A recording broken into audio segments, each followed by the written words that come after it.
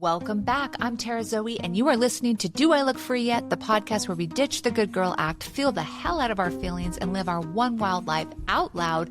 I am not here to fix you. I am here to help you remember who you are.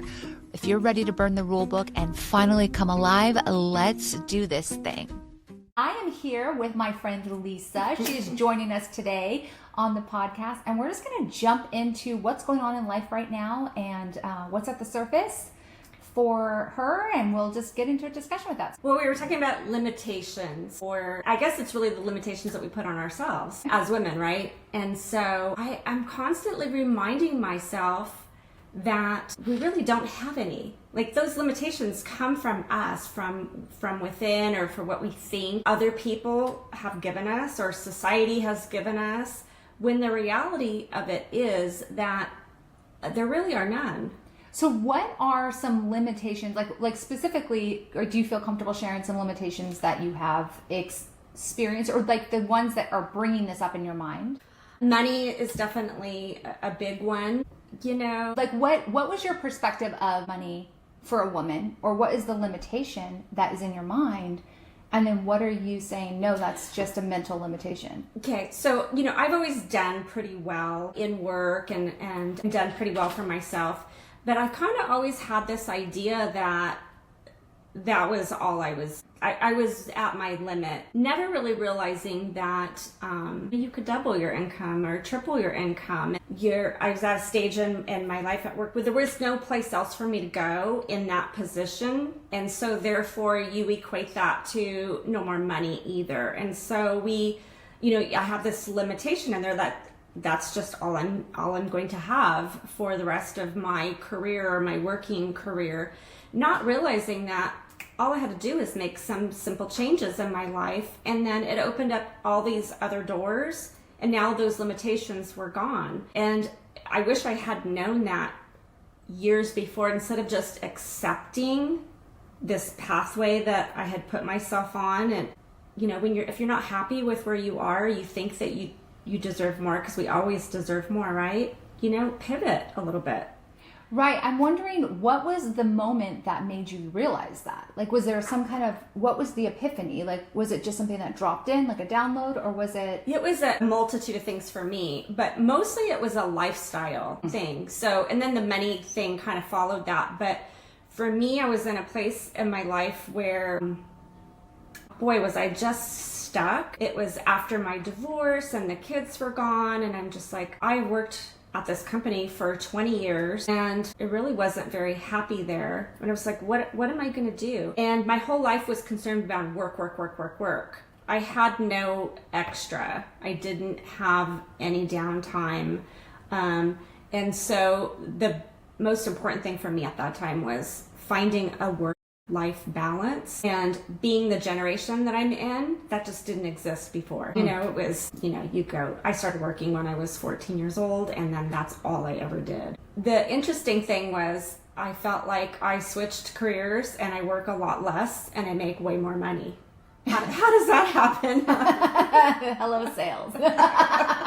I used to be in sales. It's like, yeah. I feel like, there was this but, I was in sales before, but it was just different. Yeah. It was a different mindset. And also when I realized that I could have this little bit different lifestyle, and of course enjoyed it, I wanted it more. So then that became a bigger path for me.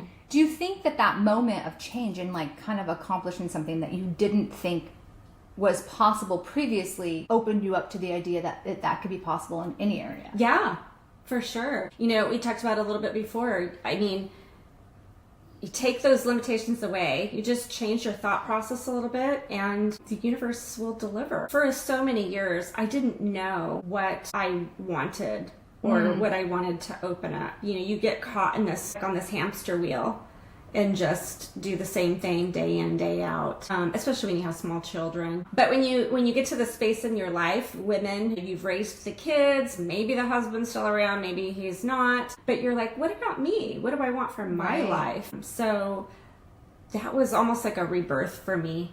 I think that's so true. Like it's like, know thyself. Yeah. Know thyself. Yeah, it's such a thing. And I do think that half the battle is asking yourself those questions, or thinking to ask yourself those questions, rather than just going along with the story you've been told. Right? Yeah. And so there's like this story that we're kind of born into. Yeah. Everybody's born into a family of origin, of culture, of and thought. why do we let other people write our story? Right, because, okay, and that goes back to the good girl thing. Yeah. Okay, so there's kind of, and I think that I know everybody wants to define the human condition, right? So I'm going to call it the human game. Okay. The human game is, and you could call it ego, whatever it may be, but this idea that if I am good, then I am worthy of love. Right? If I am good, then I'm worthy of love. But good is relative. Right. It's relative to basically your tribe. Right. Right. So that comes from acceptance. That's survival instinct, all of that, where it's like saying, I need to get acceptance from my tribe, from my community in order to survive. Right. So that's kind of our like just instinctual brain. And so the problem is that's like our safety part of our brain, not our like thriving alive part of our brain. So yeah, it might keep us safe, it might keep us accepted in our community, but it doesn't necessarily breathe life into us. And so if we're going for feeling alive, then we say, okay, what's the next step? And now we have to ask ourselves questions like not what makes us good or acceptable, or like how do we impress people, but how do I want to feel? Right. What do I want to experience? Because it's by whose measure, right? Right. We have to stop giving away that control to other people and know that, like what's good. Based on what? It's basically what makes people around you feel safe. That's what they define good by. So good is usually defined by what makes us all feel safe around you. And that is what makes you good. Right? And that changes based on the belief system, their trauma, their experiences, the generational, epigenetic stuff. Yes. And so it's kind of having to say, if I were to take all of that away, what do I want to feel? And that's why I think the question, how do I want to feel, is so powerful, because it's not action based. Right. So it kind of takes away some of those barriers. That we would come up with if we said, who do I want to be? What do I want to accomplish? Things like that. When we say, how do I want to feel? It's kind of just like in the raw stages. And then we could say, okay, what's holding me back from feeling that? And all of a sudden it exposes these stories we've been told. Yeah. I remember a big moment for me was when I realized I didn't have to be unattractive because I had kids. And because that was a story I had been told. Now, they didn't have mommy bloggers when I had kids, where they were all cute, and like the idea of being a mom is like you were frumpy, right? But I remember, and there was this. But the kids always looked good. I don't know if my kids looked a little disheveled. We were all over the place. My kids always looked good, but not so much. I was one of those like free raising. My kids wore their pants backwards. Like I was always thinking, oh my god, I'm like they always wore light up shoes. I always tried to hide that section of the shoe store from them. The light up shoes. I wanted if it were my choice, my children would have been suited up from birth. But I couldn't like do that to them if they didn't want, right? Yeah. Like I kind of was like, okay, well this is what they want. Their happiness is more important than my style choices. But they always wanted the ugliest things. They always wanted light up shoes, and I get it. Like who doesn't want light up shoes? My granddaughter loves. Oh my god! Shoes, and I was just like, it starts at a very early age. Yeah. And then one of my kids, my daughter, had a Crocs and prairie girl dress stage. Like there was a lot that I had to deal with on the style front. But I remember I had this incident where I was such a young mom, so I went straight from high school to being a mom. And so Which was, how old were you? I was 16 when I had my first. Okay. So I had kids at 16, 18, 21, and 28. You really were a child bride. I thought I was married. young. Yeah, I was 17 when I got married. Okay. So a judge had to approve my marriage because I was technically a child bride. Yeah. Yeah. Okay. So, and just for reference for everybody, my husband wasn't like an old man. I met him in high school. You were both babies. We were both babies. Yes, you were both babies. He was an adult, but by a couple years, not just. Because I know the child bride idea is like this older guy comes in and gets a girl. No, he was appropriately my age. But I went from being, this hot girl in high school to being a mom. And I remember when I had 3 kids, and After my third one, I had gained like 40 pounds. So I had gained all this weight. And I remember that this woman came after my husband. She was like this hot salsa singer, right? And he was like, oh my God, she came on to me. Like, he's telling me this whole story, right? And I'm so mad. And I'm not mad at her. I mean, it wasn't about her and it wasn't about him. It was about, I just got so pissed off that the result of being in love with a man is that you become undesirable, right? Like, you have his children because of love, and then you become something undesirable to him. And here comes this hot salsa singer who's never had kids, and she gets to be in the workforce, and you're here loving the children and staying at home, and you're not desirable, and all of this stuff. And it had nothing to do with necessarily how he was treating me. It was just like how I saw myself. And I was like, I'm going to be like not good looking for the rest of my life.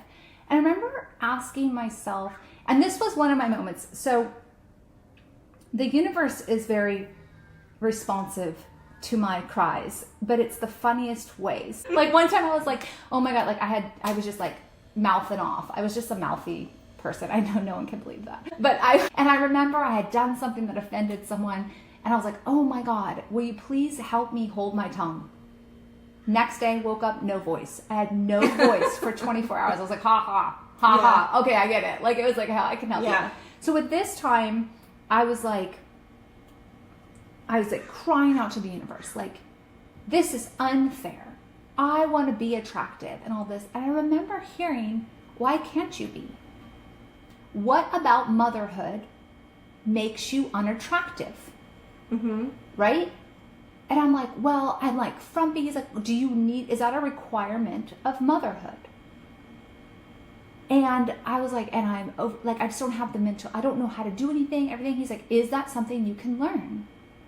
And I remember it was a total mental shift. Like, I'm just choosing this. I'm choosing this because this is what my subconscious mind thinks a mother is. This is what my subconscious mind thinks a mother should look like. Right? And I cannot tell you, by the way, even now, even after all of these, social media stars and all of this, when people meet me and they find out how many kids I have. Now, when they find out the ages, it's understandable because I look very young for having adult children. And I am young to have adult children. But before they find out their age, if they find out I have 4 kids, I've had multiple people tell me, you don't look like you have kids. And I always think, exactly. Like, that is this underlying thing that we don't ever talk about, that moms are expected to look a certain way. And I remember that was such a huge moment for me to be like, there's nothing stopping me from looking different. It's because it wasn't just like about, is my stomach stretched out?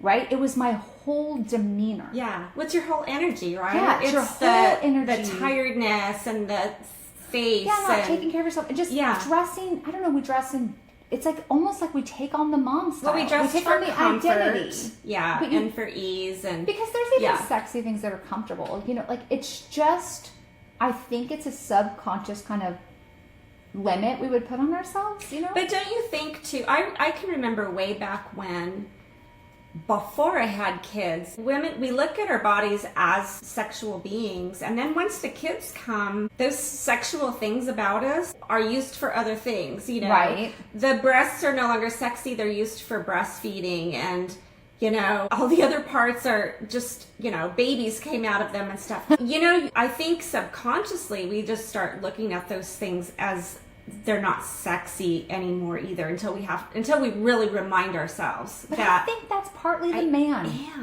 Yeah. I think it's the man, because there's some men that are into it.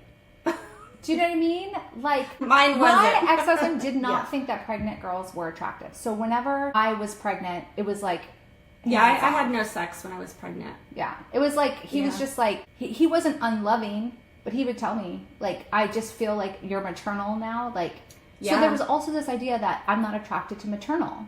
I remember being jealous of a girlfriend when she was pregnant. Her husband could not keep his hands off of her. Right. And I was just and I'll tell you this, I've never said this out loud before. I mean, I was just so shocked, because I had the complete opposite. And well, I had 2 different instances happen. When I was pregnant with my first baby, when I was 16, I was like feeling like so depressed, obviously for multiple reasons. I was very upset. And I love you. I love you, Cameron. Mwah. It wasn't about you. It was about my situation. But I remember feeling like, oh my God, I'm an old person now. I'm like a mom now. Like I just went from being this fun, summer camp life to like a mom. And that was all in your head because you were still a baby. I remember that one of my friends, I was kind of whining about it. I don't remember how he heard, but he looks at me and goes, I think you look hot. And I was like, thank you. And you did that. Yeah. And he was like, I think it's hot. Like, I don't know. He's like, I know that's probably wrong of me to say, but I had another friend that I was pregnant with my youngest because I was feeling that same way because my husband was always like, no, you're not attractive. And she's like, oh my God, I would so fuck you right now. And I was like, thank you. That's a real, you're a real one. Well, I can tell you. So when I first met you, how old were you? You were... Well, I was 19 probably. So you only had 2 kids. I had 2, so I was 19. So you were very beautiful. So I think it's, women it's in your head. Stop creating this story for yourself, Right. Like it's almost like we just kind of go, and it's not that we have to. And I just want to say that like sometimes you just need to get into momhood and it's a stage, but I think for me, I wasn't seeing it as a stage. I was like, this is the rest of my life. Yeah. Right. But to finish the story about getting attractive, I wanted to lose weight. And I said, I need to lose weight. So the first thing that happened is I had 2 friends approach me in the same week. And they both wanted to join Weight Watchers. And they wanted me to join. And that idea made me feel old even more. Like, oh my God, here I am with all my mom friends joining Weight Watchers like my grandma did. Yeah. Right? But I was like, okay, universe, I will listen to you. Or, I'll follow the path. Because I'll do it for social reasons. Yeah. Okay. So I go and I join. And I did, at the time they had something called, what was it called? It was some other path. It wasn't like counting points, but it was like you could eat this list of foods. Yes. I know what you're talking about. But you have to like stop when you're at 8. Like I did the whole thing. So anyhow, I ended up losing 40 pounds like super fast on this thing. And then I developed a ton of allergies. Like I couldn't have wheat. I couldn't have dairy. I couldn't have sugar. I couldn't have like all this stuff. And it was like, the universe is like, you're welcome. Yeah. And I was super thin for so long because I couldn't eat anything without getting like all these problems, and I basically probably had leaky gut, and I just had to but let's go back to you were talking a little bit a while ago. It's about how we feel, right? It reminded me of a pivotal time in my life, and this is when I was still married, but I remember it was right about the time I started teaching at some of the holistic places. But this guy was giving a class, and I want to say it was called 30 minutes to change your life. And I was supposed to take a customer out to dinner this night, and then it got canceled at the last minute. And then lo and behold, on my phone, a meetup thing popped up, and I was like, oh, this sounds really interesting. And my evening is free, so why not? It really did change my life because it really is about how you feel about things, right? Not about all of the things that we have. Like, let's just take, for example, if you say, well, if you could have anything in life, what would it be? And I remember one lady said, like, I really want a new car. I need a new car. And he's like, why? How would having that new car change your life? What it boils down to, it's not about that thing. It's how that thing makes you feel, right? Yes. Okay. Same with like money or like winning the lottery or, having a new boyfriend, right? It's that feeling that we like. Well, what if you could have that feeling without those things? What if you could just change your thought process to make yourself feel that way without having those things?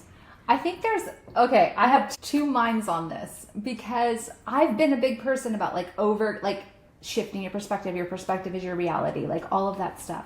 But I also want to say that circumstances matter. It takes a lot of energy to project a reality that is not obvious, right? So it takes so much energy.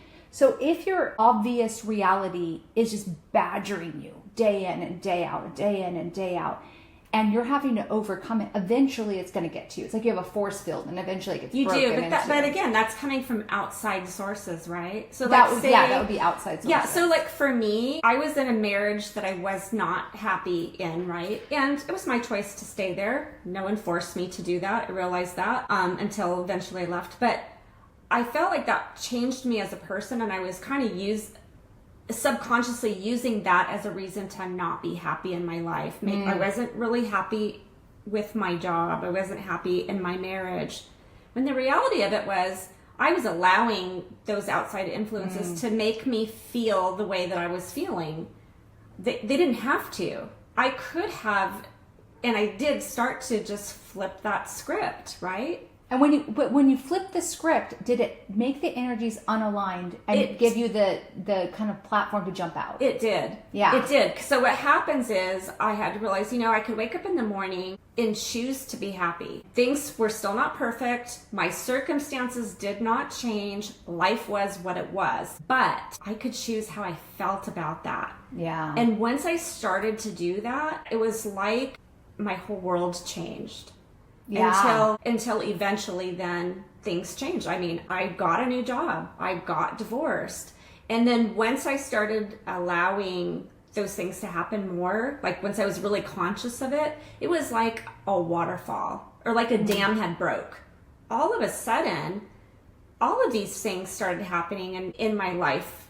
But we get caught up in this mental state of unhappiness, and we become stuck. Right. And when you get in that space, nothing is going to happen in your life. I mean, there are no changes that are going to be made. You're just like, again, like you're on in survival. Yeah. Yeah. It's like a survival rut. Yeah. So it's really hard to do, but, and I still have to remind myself all the time, because we are human and life is life.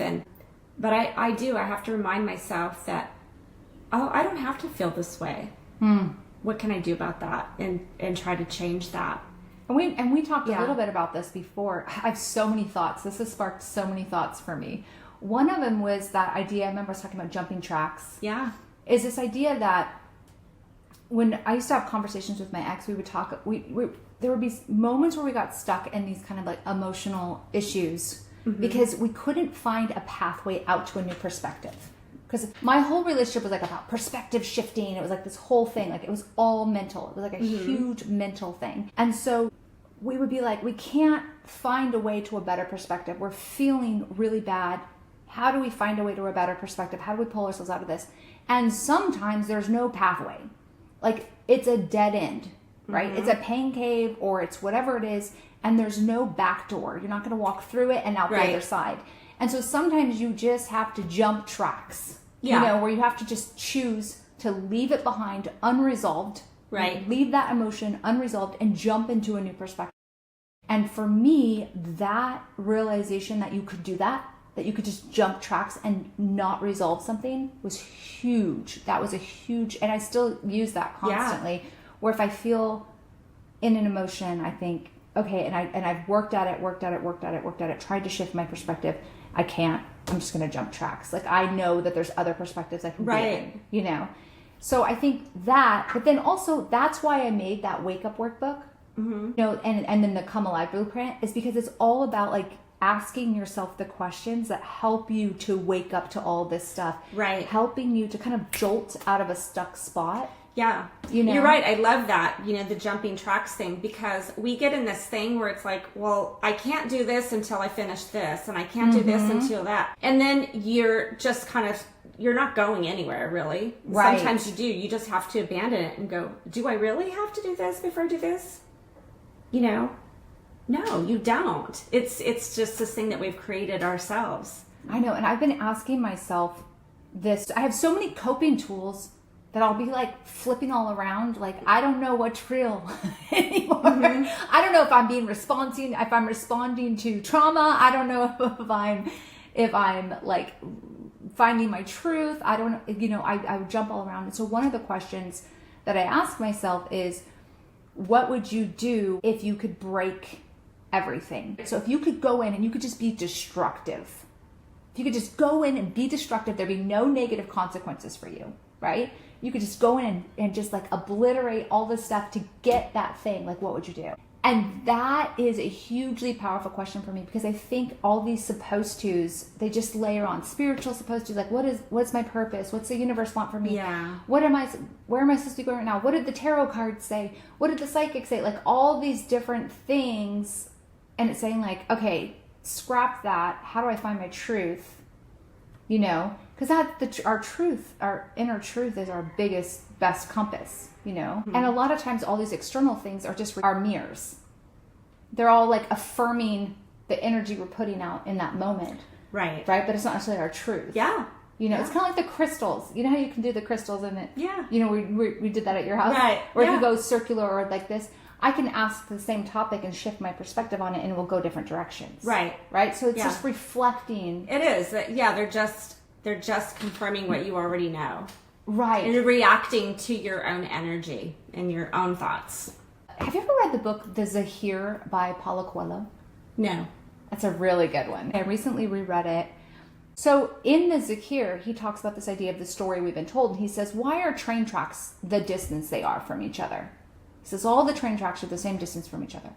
And he goes, because that's how far apart wagon wheels were. And they laid the train tracks in the wagon tracks, right? And why are wagon wheels that far apart? And it's because that's how far apart they needed to be to accommodate two horses, side by side. Okay. Right? And now we've created this whole system of trains based on these horses, side by side. And all of our train tunnels and everything that we do, we transport so much on trains. And so everything has to be able to fit into a train tunnel. Otherwise, it's too big. Wow. Right? And so how much of our infrastructure is limited by this idea of the train tracks? Right? And he was like, that's like a story we've been told. Like, we just think that's the way it is. And there's so many things in our lives, and that's kind of just like a tangible way. He really goes into a lot more with that. But there's so many things in our lives it's like, is this a story I've been told, or is it true? Right? And we don't know. We don't even know what we don't know. We're not aware. And so again, going back to that question, how do I want to feel? Because one, we're very poor predictors of what will make us feel certain things. So if we focus on how we want to feel instead of the actual task. So let's say, for example, I think I want to be a lawyer, right? But then I go, because I'm saying I want to be a lawyer because deep down I want to feel a certain way. But the way I want to feel might be like what it looked like in the movies, right? And so when I go to become a lawyer and it's mostly paperwork and I hate it or whatever it is, now I feel like I put so much effort into that and I'm such a failure because I chose the wrong thing, all this stuff. And you start to say like, this career is wrong, and it just puts you into a crisis. But if you were saying, I want to feel this certain way, and I think being a lawyer will make me feel that way. That's my hypothesis, right? Okay. And then I go become a lawyer and I'm like, nope, this doesn't make me feel that way. I was wrong about what would make me feel that way. What else will make me feel this way? Now I have knowledge. And so all of a sudden you're not failing. You're kind of just experimenting with life, and experiencing yourself and getting curious about yourself. I cannot tell you. I thought solo travel, I was like, I'm going to be like a perma traveler. I'm going to solo travel. And I was like, I hate this so much. When I was out there, I was like, and everyone's so excited. They're like, Tara's on her 30-day Bali trip and it looks all beautiful in pictures. But I was just like, I'm lonely. Like, I want my dog. See, I had to live vicariously through you just hearing the stories, because I love my alone time, but I could never go on a trip by myself like that. And I, hands down, to anybody that, can do things like that. So for you, it's like it would be like and that's part of the thing. Like, I thought speaking would be like super exciting to me, but it wasn't, because it was just natural, right? So like, I wasn't expanding, and that's kind of how solo travel felt to me, is like, it doesn't expand me in any way. I have no problem I have no fear of going across the world, riding on the back of Gojeks, like, me either. But the whole, like, the purpose of travel for me is the experience with somebody else. Exactly. And so, like, I could just see myself there having this time of my life, and then turning to someone to go like, aren't you having such a great time? And there's nobody there. I thought, well, that's how I felt. Yeah. That's how I felt. I was just like, I'm lonely. I just wish I had a person here with me. Yeah. You know, and then, That would you be know, me. but it's so humbling to constantly be asking yourself how you actually feel about something, about everything you're experiencing, rather than we have these projections and these identities. Like, this is the identity I built for myself. Like, this is the kind of person that I am. And so when we run into something that conflicts that image, it's so humbling to recognize it, you know, because I'm not that kind of person. Right? Yeah. Like, anything, for me, things that have been really hard for me to accept because I've just bucked against it for so long, is anytime I love anything about suburbia, because I was like, I'm a city girl. Anytime I'm like, I love how clean and cozy it is here, then I'm like, oh my gosh. Or anything that makes me feel like I'm old, because when I was younger, I had this image of that's like what an old person would do, and I enjoy it now. You know, Well, you started life so young, everybody was old to you. It was weird. I have another friend who, her and I were in pregnancy school together, and that is a thing. When you get pregnant in high school, they send you to another school. Oh, wow. Full of pregnant girls. It was the best. Yeah. It was actually a really incredible There was a couple experience. girls in my high school. Yeah. Yeah. So you don't have to go, but you're encouraged. You're highly encouraged to go. And actually, like Let's I said, either that or be pregnant around all these non-pregnant people. Yeah. Which I think now is not such a big deal, but I think it's more of a big deal now. Oh, really? I think I because just know. birth control's so available, like, and like abortion's more acceptable. Like, there's a lot of things where I think, or it depends on probably where you're at, where you're from. For me, it was really good because it's traumatic to get pregnant in high school, and they put us through group therapy. They taught us how to raise babies. I didn't know you needed to burp a baby before school. Before pregnant school. Right. Like, I'd never been around a baby. All these different things, and then you just bond. It's all girls. Yeah. And that particular school had like a daycare too. Like, we all took care of each other's kids, kind of thing. That's actually good. I wish I had that. I was 25 when I had my first one. Right. Can you imagine I having didn't that know society? anything either. So it was actually And really I had a good mother-in-law program. who was not afraid to tell me that I didn't know what I was doing. That's a whole nother show. Yeah. The next show, how to deal with your mother-in-law. Another girl that I met in pregnancy school. I remember one day we were in our early 20s, or we might not even have been 20 yet. And she called me and she said, do you ever feel like in every single situation you're both too young and too old at the same time? And I remember saying, yes, that is exactly how I feel, because on one hand, you're living this incredibly responsible adult life. Like, you're adulting like crazy. Both of us had gotten married. Both of us were living these lives where we had multiple children and we were responsible. I remember, like, for example, she called me, she's like, I just got called to a parent-teacher conference and I'm the parent. Because she's like a teenager, you know, she's like a young 20. She's like, it's not crazy, you know, but, you know, we felt so much older than our peers. Yeah. Like, we could not relate to them in any way. Yeah, well, you had life experiences that they and you know, your high school friends are going off to college or they're doing whatever. They're not going to go hang out with you and your baby at a park. Right? So you lose kind of that connection to your youth. But then when you go hang out at the park or go to a mom's group, you're 10 to 15 years younger than everybody. So everyone kind of looks at you like you're ridiculously young. Yeah. Right? And you don't relate in that way. So there's this dichotomy of feeling too young and too old at the same time. And now it's interesting because I still have that, but it's for a little bit of different, it's not a different reason, but like, I really relate to people who are 10 years older than me because their children are in the same age. Yeah. Like, everything's the same stage. And I don't really, I've done my park time.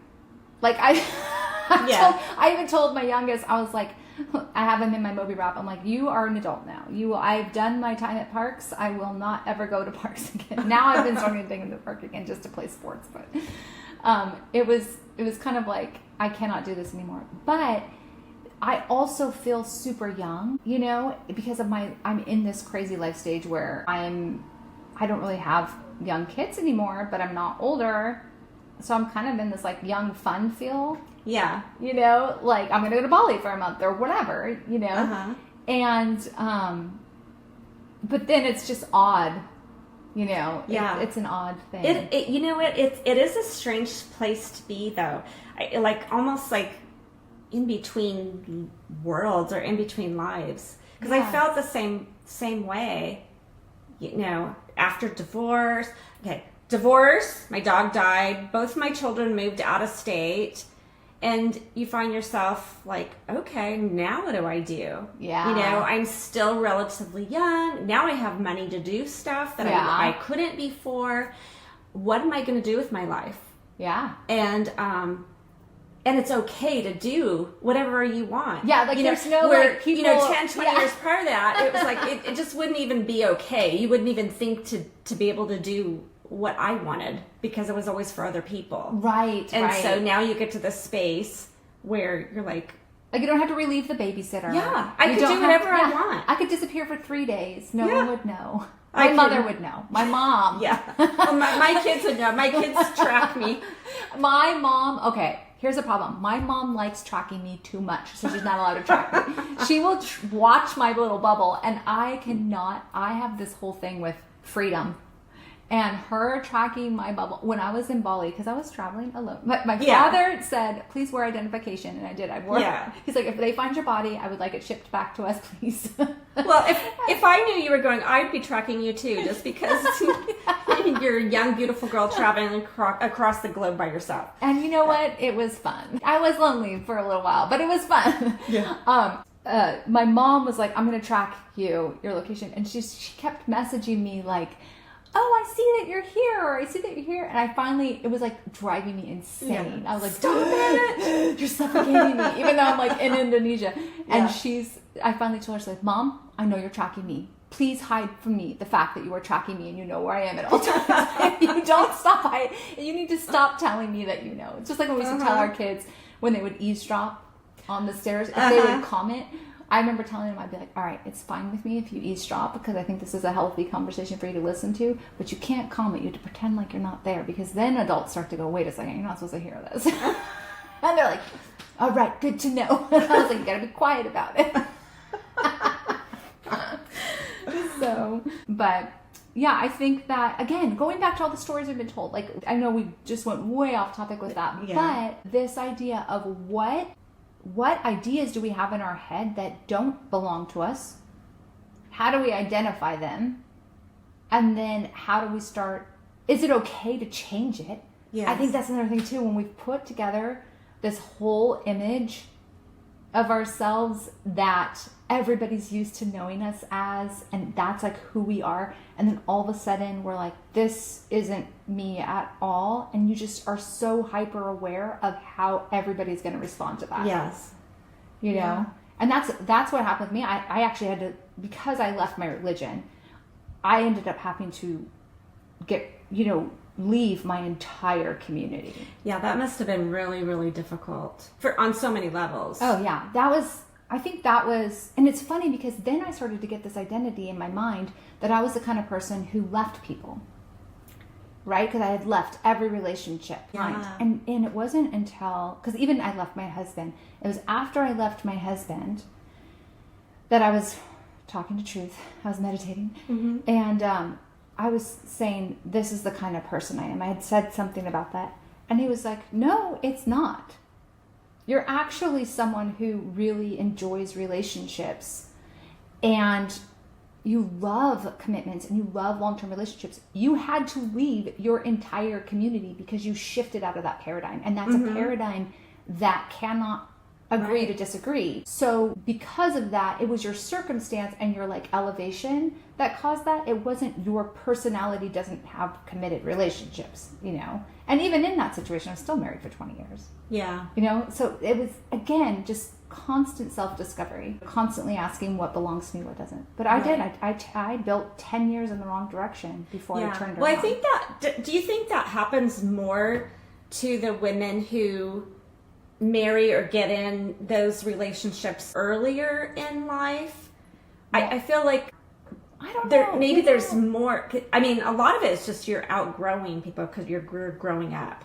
But is there more self-discovery there? Because I feel like for me it was. I got married at 19. You know, people go like, what happened to your relationship? And I mean, you know, there's a lot of things that go on in marriage. But I think the biggest part was I just grew up.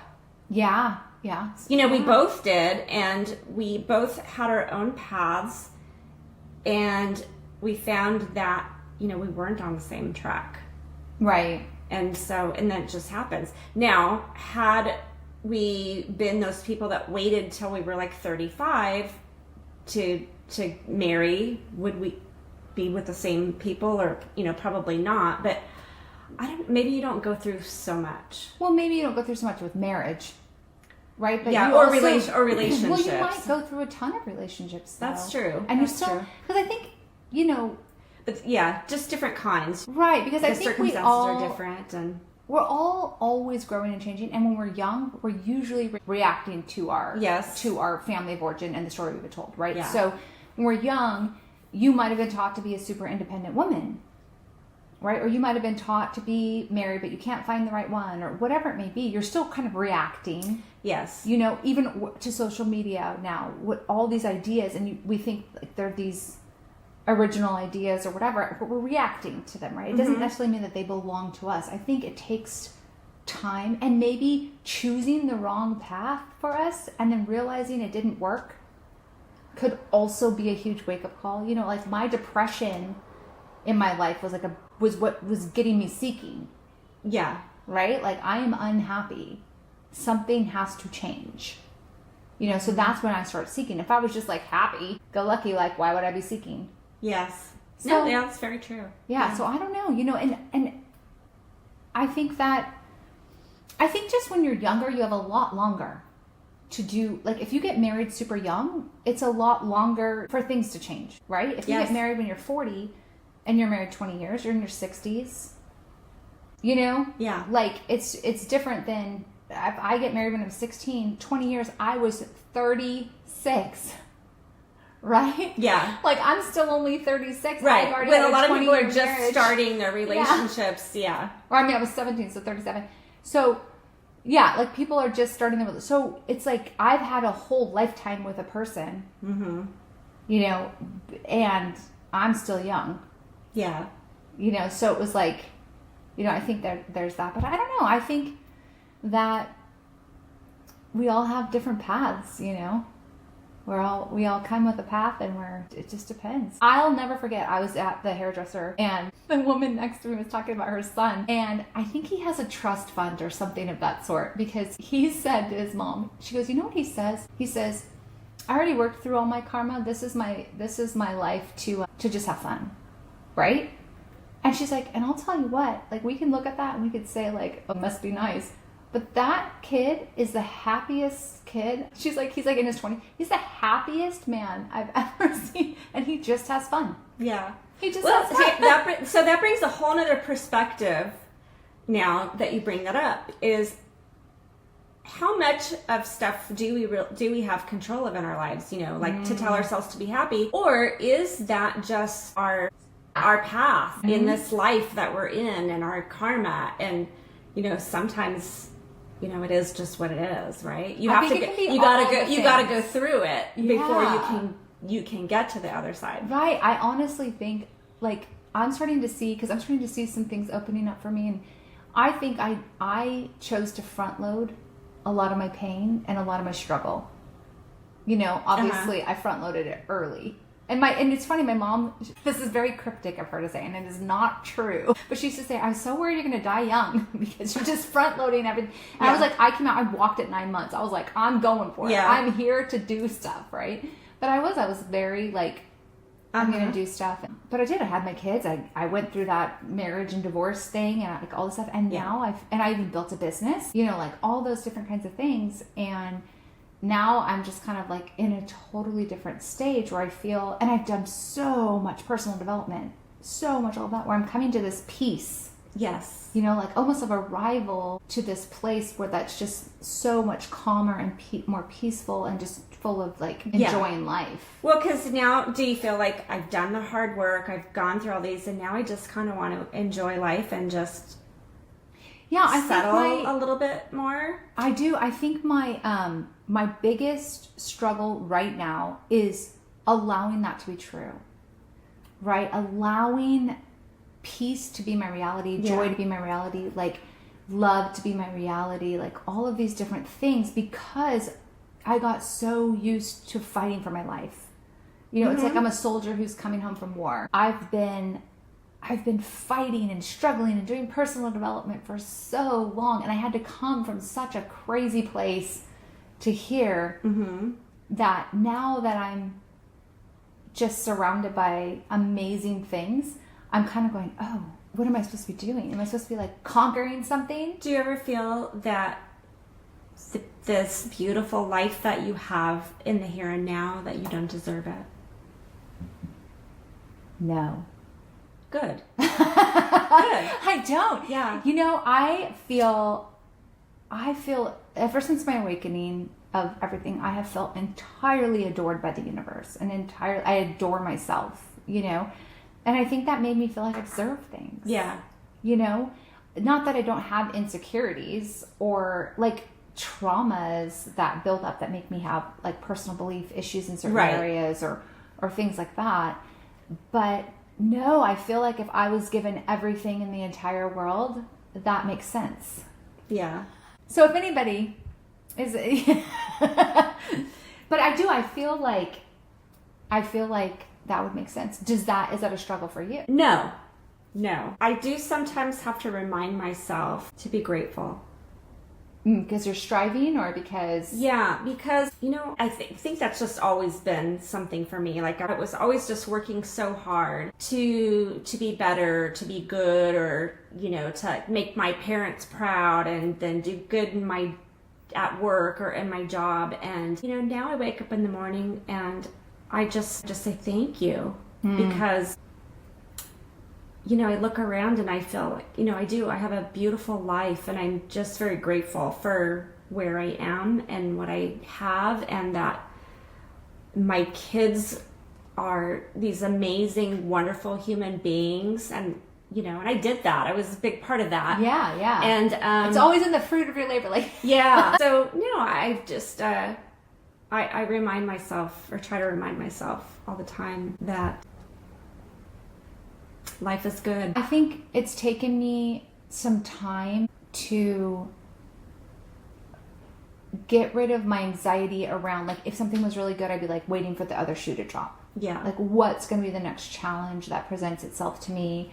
What's going to be the next... Where do you think that came from? Because I know for me where it came from, but... For me, I think it's just the life that I've lived, because I constantly... My life has been genuinely 25 years of overcoming massive obstacles. But I did it to myself. Now, everybody, listen to this story. I'm 12 years old. I have a peaceful life. I grew up with a beautiful childhood. Beautiful parents. And I just told my mom this story recently, and she goes, "It was you." She was like, "It was you. You're the one who did it." But I had just like genuinely a huge family, you know, musical family, and so much love in my life. And I went to this, my grandmother, and we called her Nanny, and she used to take all of us to these women's meetings. She would take all the teen girls, you know, and all the cousins so we could have our spiritual enlightenment, you know, like our ritual stuff. It was these Christian women's meetings. And I went to one, and there was a woman who was sharing her testimony. And it was so powerful. She'd struggled so much, and she had this like huge redemption moment. And I remember I was standing in my grandmother's kitchen, and hear me out when I say my grandmother is very religious. She is not spiritual. She's like religious, right? So she's not like into energy or anything like that. And I realized, I say out loud, my life is boring. I need a testimony. And the energy dropped into there, like I called it in, to the point where my grandmother looked at me and she goes, "Oh, what did you just do?" I kid you not, from that moment, everything went crazy. My parents, out of nowhere, for us, they were getting divorced. They were like apparently in a happy, you know, we always thought they were in a happy relationship. Now I know different, you know. Right. I met this one kid, moved onto our street. He was enlightening. we did, like, my whole life from that moment on was kind of chaos, you know. And I think, you know, now I'm on the other side of that. I'm on the other side. I should go share my testimony. But maybe I'm podcasting my testimony. But, my life has been major, major obstacles that I've had to really go so far outside of the box to solve and to just conquer all the people around me, all of the ideas around me, all of the physical limitations around me, I've had to just conquer nonstop. And so to be standing here every day when I'm walking by the beach, I'm just like, how is this my life? Yeah. Like, this is amazing. How did I get here? That's how I feel too. Yeah. Of course, you had a really good childhood. Yeah. Mine wasn't so much, we grew up walking on eggshells because, alcoholic parents and right. a whole bunch of other stuff, which will be for another day. And then, in my marriage too, my husband ended up being an alcoholic as well. Right. And so it was just always fearful that I would do or say the wrong thing. And, so now, like I said, I just say thank you because I'm like, so much peace. Yeah. Yeah. It's, just to wake up every day and be able just to breathe and know you don't have to be afraid. Yeah. Anymore. I know that feeling. It's a great thing. And I feel so bad there's a lot of women in that stage of their lives or in that, having that reality. Yeah, and it's horrible. I wish I could tell them, like, you can get out. Yeah, you can. Yeah, and yeah, I was afraid. I was terrified. Yeah. I was terrified constantly. Yeah. Yeah, I'm terrified. I mean, and that's a whole other story about just how I had to be walked out of being afraid of men and afraid of that whole situation because I just was like so shell-shocked from my relationship. Yeah. Yeah. And that's because, again, like the kind of thing, like him coming, he didn't have a good child, like him coming from trauma, right. It's like, then it's on you. Yeah. Even though my childhood was good. Right. Yeah. So, and even though I had to leave my family of origin and go into a different mentality, I still had excellent parents. It was like, it's just the thinking that was bad. I mean, still integral, beautiful parents who loved me and never like hurt me. So anyhow, I think the kind of the whole point going of like just trying to say you can change your story, right? I guess that's what it is. Yeah, you really can. It doesn't really matter, I think, where we came from or what we think our story is supposed to be, right? Yeah. That we can change that. And I think a lot of people don't even think about that. Like, what is my story, and do I want to change it? Yeah, like, do I want the story that I'm living? Because like, who wrote that story for me? Because if it's anybody else other than yourself, that's a problem. It is, because it'll never like satiate you. Yeah. And I think that was a moment for me of realizing, like, oh my God, I have one life. Yeah. Right? And that was before I thought about having multiple lives, but hear me out. Yeah. Well, and we have control over one life. Yeah, in this life that you're living. And it was kind of like, it was like, do I want to play out this role that I have been living, or do I want to jump tracks, abandon it, and do something different? Yes. Right? And now I've gotten kind of addicted to that. I've gotten addicted to I call it the cut and run. Because what's the worst thing that's going to happen? Exactly. Right? And you have to ask those things. I have had negative consequences, and so now I'm more aware of that. Like, looking at the negative consequences and saying, okay, like, that is real and that can happen, and circumstances do matter, and that's going to affect me. But again, that's just all learning, and I think that's why it's important to be like, how do I want to feel? What's stopping me from feeling that way? Yes. How can I overcome that thing that's stopping me from feeling that way? And what can I add to my life to start moving in that direction? And just that whole exercise. And that's basically like what my Come Alive blueprint is. Well said. Yeah, it's like basically that, but with more tools. Right. But it's just basically saying, if we start there, then we can start to understand where to go, what direction to go, and how to get unstuck. Yeah. And then we can start building our own life. And when you do make changes in your life, we have to learn to let the other stuff go.